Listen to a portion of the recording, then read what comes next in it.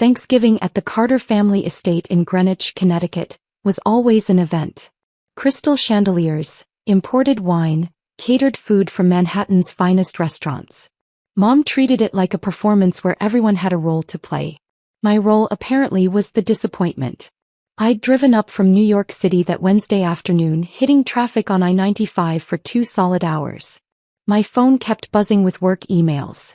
Our Q4 numbers were exceeding projections, the Fortune photoshoot from last month was being finalized, and our Series C funding had just closed at a $380 million valuation. But none of that mattered as I pulled up to the house in my Tesla Model 3. Not the flashy one. Just the standard range. It did what I needed it to do. My brother Derek's Range Rover was already in the circular driveway. So was Dad's Mercedes S-Class and Aunt Patricia's Jaguar. I grabbed my overnight bag and headed inside. Sophie. Mom appeared in the foyer wearing a cream-colored cashmere sweater set and pearls. She looked me up and down with barely concealed disappointment. You're wearing that? I glanced at my outfit. Dark jeans, a black turtleneck and ankle boots. Hi Mom. Happy Thanksgiving. We have guests arriving in an hour. The Hendersons, the Marlows, the Chens from Dad's firm. Couldn't you have worn something more professional?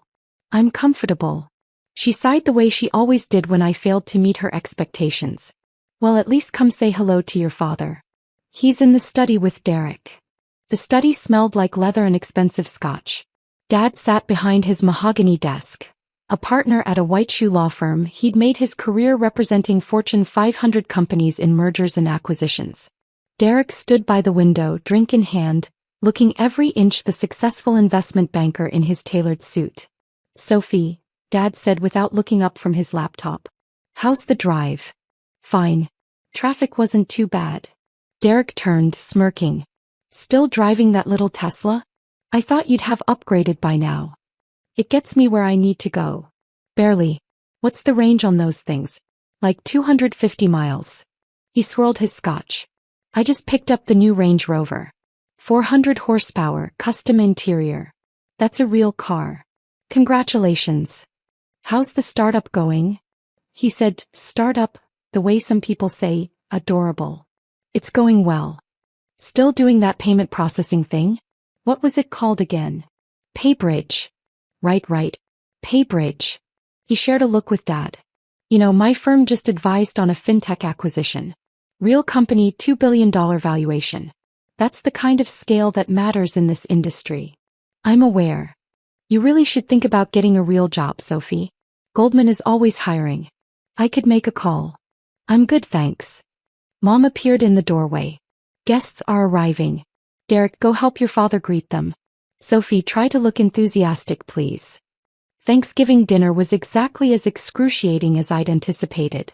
14 people crammed around Mom's extended dining table. My parents, Derek and his wife Amanda, Aunt Patricia and Uncle George, my cousin Jennifer, and various family friends who'd known me since I was in braces. The conversation flowed through the usual topics. Dad's latest big case, Derek's promotion to managing director, Amanda's pregnancy announcement, Q's squealing and congratulations, Jennifer's engagement to a Harvard-educated surgeon. Then Mrs. Henderson turned to me with a kind smile. And Sophie dear, what are you up to these days? Still in New York? Yes, still in the city. She's doing a startup, Mom interjected quickly as if trying to get past an embarrassing topic. Some sort of online payment company. How interesting, Mrs. Henderson said. Like Venmo. Similar concept, but we focus on business-to-business payments. We help companies manage cash flow, process invoices and optimize payment timing. Derek laughed. She makes it sound so legitimate. It is legitimate, I said quietly. Sophie, honey. Mom set down her wine glass. Can we please not do this tonight? It's Thanksgiving. Do what? Talk about my company? Your company. Derek made air quotes. Mom's right. It's embarrassing. The table went quiet. Uncle George looked uncomfortable. Aunt Patricia suddenly became very interested in her cranberry sauce. Excuse me, I said. Come on, sophomore. Derek leaned back in his chair, warming to his subject. He'd had 3 glasses of wine and was feeling bold. We're family. We can be honest with each other. What you're doing isn't a real business. It's a hobby that's gone on way too long. Derek, Amanda said softly, touching his arm. He waved her off. No, someone needs to say it. You've been doing this for what, 5 years now? And what do you have to show for it? You live in a tiny apartment in Brooklyn. You drive a base model Tesla. You dress like you shop at Target. Derek, that's enough, Dad said, but without much conviction. Is it? Because I'm tired of watching my little sister embarrass this family. The Hendersons are here. The Marlows. The Chens from Dad's firm. What are we supposed to tell them? Oh yes, our daughter plays entrepreneur with her little internet company. Mom nodded. Derek has a point, Sophie. This has gone on long enough. I set down my fork carefully. What exactly has gone on long enough? This pretending. Mom gestured vaguely. Sweetie, we love you. But you're 33 years old. You need to face reality. Your business is fake. It's time to stop embarrassing us and get a real job. The words hung in the air like a slap. Fake, I repeated. You know what I mean. You don't have an office. You work from coffee shops in your apartment. You've never shown us any financial statements, any proof that this company is actually making money. For all we know, you're living off credit cards and pretending everything is fine. I'm not living off credit cards. Then show us the numbers, Derek challenged. What's your revenue? Your profit margin? How many employees do you have? I have 340 employees. He snorted. 340 employees. Sure. And I'm the King of England. Derek, Dad said again, more firmly this time. This isn't appropriate dinner conversation. Why not? Because it's uncomfortable? Someone needs to tell Sophie the truth. Her fake business is embarrassing. She's embarrassing. And I'm sick of pretending otherwise. I looked around the table. Mrs. Henderson was staring at her plate. Mr. Marlowe was refilling his wine glass. Aunt Patricia looked like she wanted to disappear.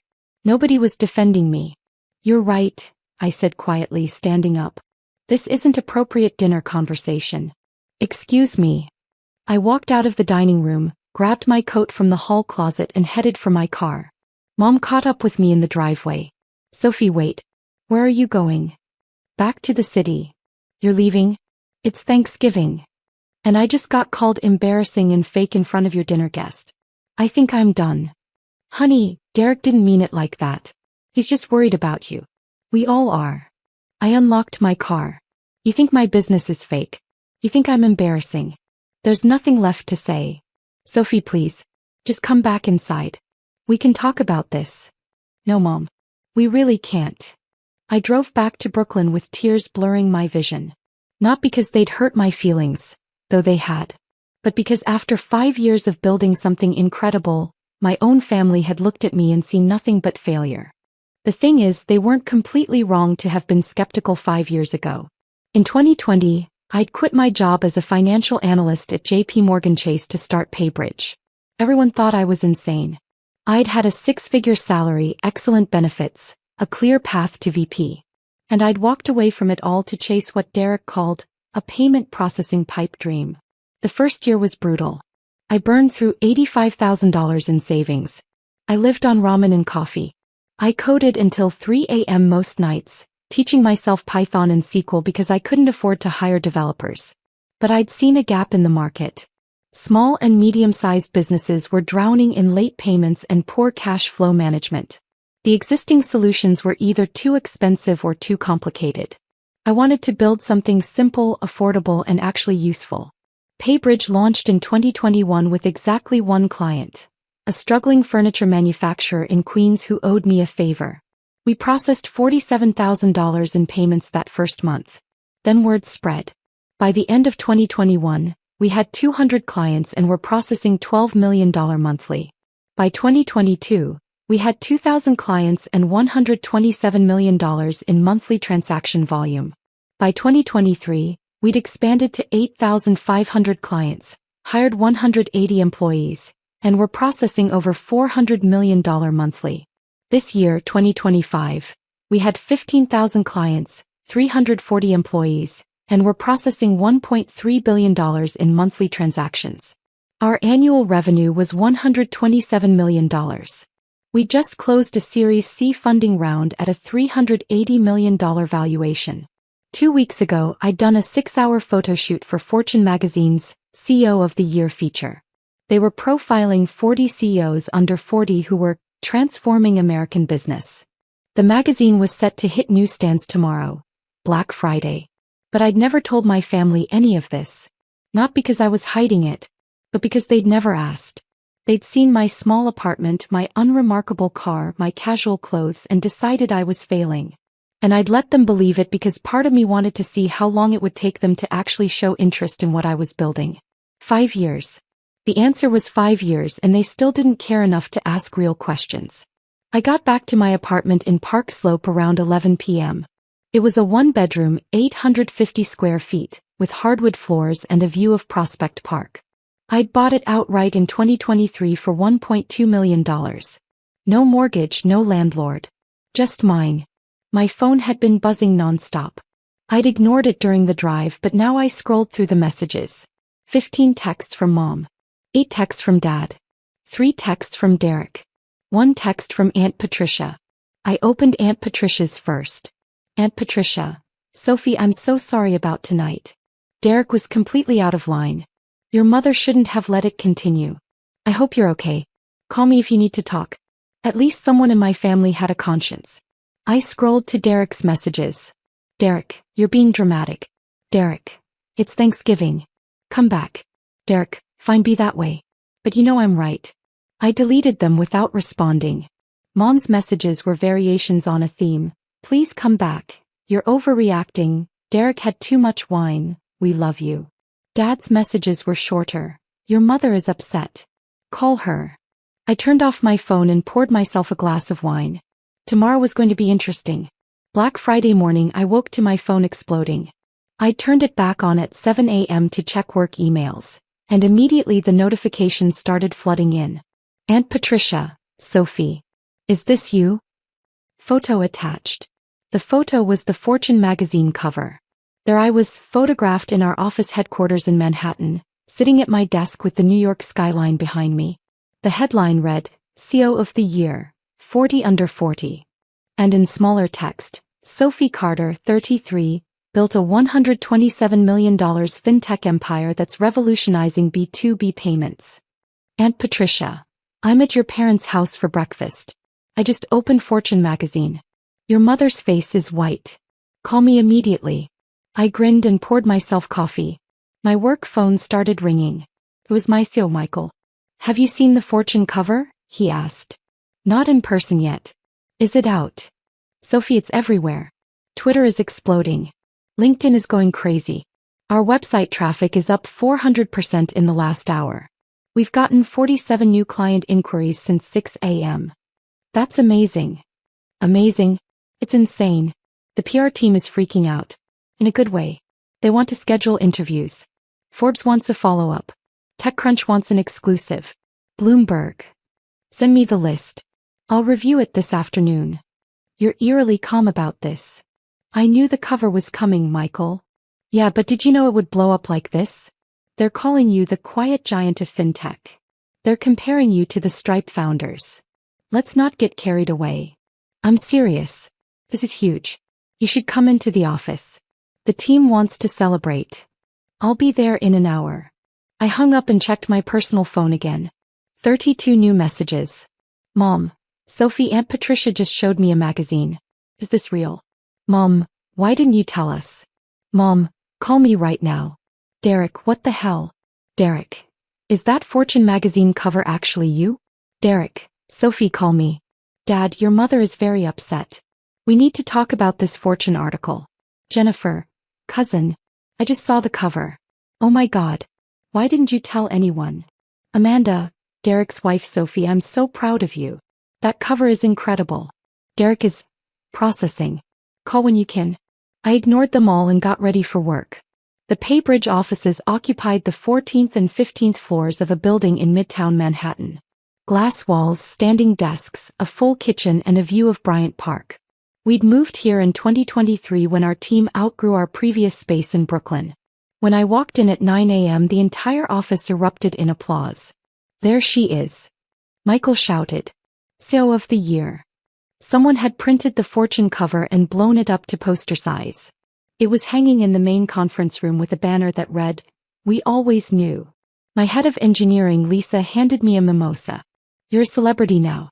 How does it feel?" "Surreal." "Surreal? Sophie, you're on the cover of Fortune magazine. With your revenue numbers. Your valuation. Your face. This is going to change everything." She wasn't wrong. By noon, we'd received 200+ client inquiries, 15 interview requests, and a dozen invitations to speak at conferences. Our investor relations team was fielding calls from VCs who suddenly wanted to talk about our Series D plans. The publicity was overwhelming. And perfect. At 2 p.m. my personal phone rang. I'd been expecting this. "Hi, Mom. Sophie Marie Carter." Her voice was shaking. "I am sitting here with Aunt Patricia and she just showed me a Fortune magazine with your face on the cover. Is this some kind of joke?" "It's not a joke. It says you run a $127 million company. It says you have 340 employees. It says you're revolutionizing the fintech industry. All true. Then why?" Her voice broke. "Why didn't you tell us?" "You never asked, Mom. That's not fair. You never said." "I tried to. Multiple times. But every time I mentioned PayBridge, you dismissed it. You called it a hobby.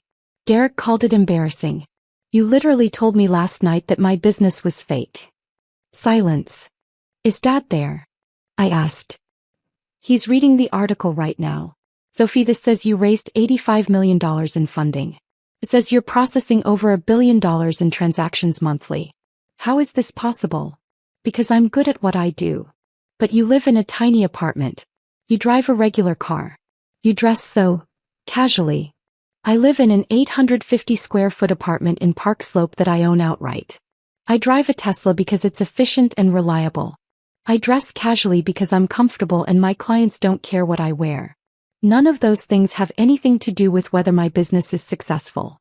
"Derek is here," Mom said quietly. "He wants to talk to you." "I don't want to talk to Derek. Sophie, please. He feels terrible about last night. Put him on." There was rustling, then Derek's voice. He sounded different. Subdued. "Sophie, I don't know what to say." "Then don't say anything." "I'm sorry. About last night. I was drunk and stupid and completely out of line.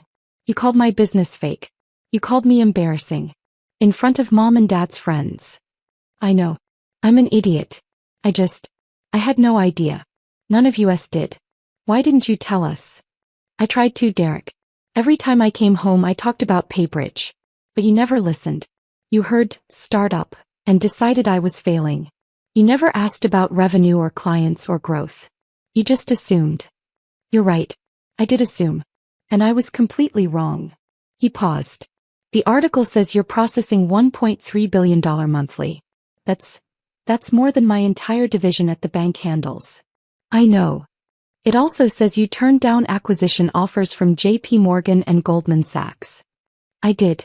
3 times from JP Morgan, twice from Goldman. They wanted to buy PayBridge for $200 million, $290 million, and $380 million respectively. I said no every time." "Why?" "Because we're worth more than that. And because I'm not building this company to sell it. I'm building it to last." Derek was quiet for a long moment. "I'm proud of you, Sophie. I should have said that years ago. I'm sorry I didn't." "I appreciate that. Can you come back up? For the weekend? Everyone wants to see you." "I have work, Derek. We just got 200 new client inquiries because of the Fortune cover. I need to be here." "Right. Of course. Work." He sounded genuinely disappointed. "Will you at least call Mom back? She's devastated that she didn't know." "I'll think about it." I hung up and turned off my phone. The weekend was a blur of interviews, client calls, and team celebrations. By Monday, the Fortune cover had been shared over 50,000 times on social media. We'd gotten 800+ client inquiries and hired a dedicated PR firm to manage the media requests. Monday afternoon, a flower delivery arrived at my apartment. 24 white roses with a card. "Sophie, I'm so sorry. We should have believed in you. We should have asked. We should have known. Please forgive us. We love you. Mom, Dad, and Derek. I put the flowers in a vase and didn't call them back. Tuesday a package arrived. Inside was a handwritten letter from Mom. Dear Sophie, I've spent the past 4 days reading everything I can find about PayBridge. The Fortune article, the TechCrunch features, the Bloomberg coverage, the case studies from your clients. I've watched your keynote speech from FinTech Summit 2024. I've read the Glassdoor reviews from your employees, all overwhelmingly positive. I'm ashamed that I had to learn about my own daughter's success from a magazine. You were right at Thanksgiving. We never asked. We saw what we wanted to see, a struggling entrepreneur who needed our guidance. We never looked deeper. We never took you seriously. Derek is mortified. He's told everyone at his firm about you. Apparently, his managing director has been trying to get a meeting with you for months. Small world. Your father wants to invest in your next funding round. I told him that's probably not appropriate and also that you don't need our money. What you need is our belief. Our respect. Our genuine interest in what you've built. I know we don't deserve it, but I'm asking for another chance. Not to celebrate your success, though we do want to celebrate, but to actually know you. To understand what drives you. To be the family you deserve. Please come to Christmas. No pressure, no performances, no guests. Just us. Let us try to do better. Love, Mom. I read the letter 3 times. Then I called her. Sophie. She answered on the first ring. Oh honey, thank God. I wasn't sure you'd call. I got your letter. Did you read it? Yes. And? I'll come to Christmas. But Mom, if I come, things have to be different. They will be. I promise. What do you need? I need you to actually listen when I talk about my work. I need you to ask real questions, not just nod politely. I need you to stop measuring my success by what car I drive or what apartment I live in. Done. Absolutely. What else? I need Derek to understand that his world isn't the only version of success. Investment banking is great. But it's not better than what I'm doing. Just different. He knows that now. Trust me, he knows. And I need Dad to stop offering to help with connections or introductions. I've built this company without his help. I'm proud of that. I understand. Anything else? Yeah. I need you to be proud of me, not because Fortune magazine validated what I'm doing, but because I'm doing work that matters. I'm helping businesses survive. I'm creating jobs. I'm building something meaningful. That should have been enough for you to be proud, with or without a magazine cover. Mom's voice cracked. You're right. It should have been. And I am proud, Sophie. Not because of Fortune, but because you're my daughter and you're extraordinary. I just wish I'd realized it sooner. Me too. So you'll come to Christmas? I'll come. But just for 2 days. I have a company to run. 2 days is perfect. Thank you, honey. Thank you for giving us another chance. Christmas was different. I arrived on December 23rd to find the house decorated normally. No guests, no performance, no caterer. Just Mom's homemade cooking and family. Derek greeted me at the door with a hug. Hey, sophomore. Thanks for coming. Thanks for not calling me embarrassing. He winced. Yeah, about that. I'm going to be apologizing for that for the rest of my life, aren't I? Probably. Amanda appeared behind him, visibly pregnant now. Sophie. That Fortune cover is framed in Derek's office. He shows it to everyone. I do not, Derek protested. You absolutely do, she laughed. He's told the story at least 50 times. My little sister is CEO of the year. I smiled despite myself. Dad came out of his study. Sophie. Good to see you. Hi, Dad. I read the Fortune article. Impressive work. Very impressive. Thank you. I'd love to hear more about your business model over dinner. The payment optimization piece is fascinating. I have some questions about your approach to credit risk assessment. I blinked. You actually read the article? I read everything I could find, including your interview with Bloomberg and your presentation at the FinTech Summit. You've built something remarkable. I don't know what to say. Say you'll explain how you managed to scale from 2,000 clients to 15,000 clients in 3 years while maintaining a 98% retention rate. That's extraordinary in the fintech space. And just like that, we were talking about models and metrics and market positioning, about the challenges of scaling a payments platform, about regulatory compliance and competitive moats. It was the first real conversation we'd had about my work in 5 years. Mom made pot roast and mashed potatoes, my favorite. Over dinner they asked about my employees, my investors, my plans for expansion. Derek shared stories from his banking world without the condescension I'd grown used to. Aunt Patricia asked if she could invest in my Series D. "You want to invest?" asked surprised. "If you'll have me. I have some money set aside.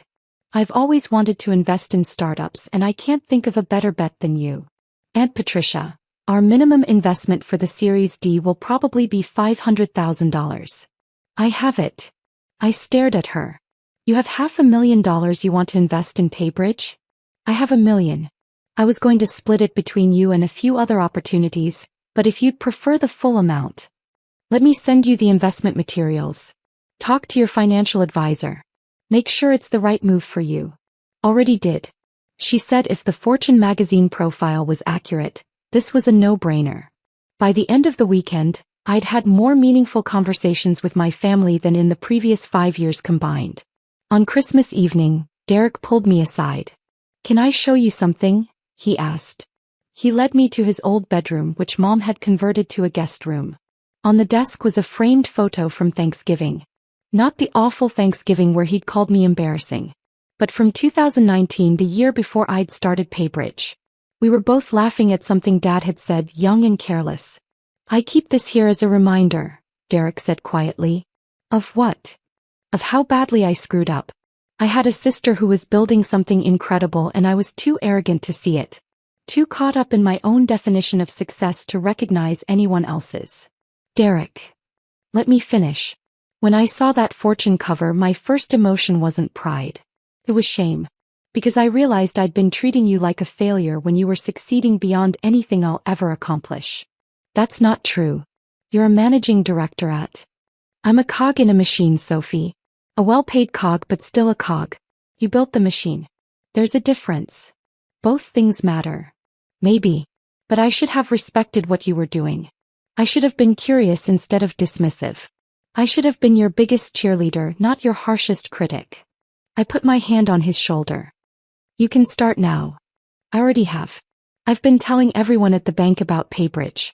We're actually looking at using your platform for some of our mid-market clients' payment processing. I gave your COO's contact info to our head of business development."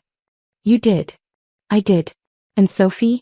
When I tell people my sister is the CEO of PayBridge, the CEO of the year according to Fortune magazine, the woman who built a $127 million fintech empire from nothing, I've never been more proud to be your brother." 6 months after the Fortune cover dropped, PayBridge closed its Series D funding round at a $740 million valuation. Aunt Patricia invested $1 million. We used the funding to expand internationally, launching in Canada, the UK, and Australia. By the end of 2026, we were processing $2.3 billion in monthly transactions with 25,000 clients and 580 employees. Annual revenue hit $247 million. Derek's bank became a client. He still jokes that his little sister is technically his vendor now. Mom frames every article written about PayBridge and sends them to relatives with handwritten notes. "This is my daughter. Dad joined our advisory board. He doesn't get paid for it, he does it because he's genuinely interested in what we're building." Last month, Forbes ran a follow-up feature. A year after her CEO of the Year cover, Sophie Carter is just getting started. The opening line read, "While most CEOs chase headlines, Sophie Carter chased excellence." The headlines came anyway. They interviewed my family for the piece. Mom said, "We underestimated her for too long. We won't make that mistake again." Derek said, "My sister taught me that quiet confidence builds empires. Loud criticism builds nothing." I framed both quotes and hung them in my office. Not because I needed their validation, though it was nice to finally have it, but because they were true. And because the best revenge isn't proving people wrong. It's building something so undeniable that their opinions become irrelevant.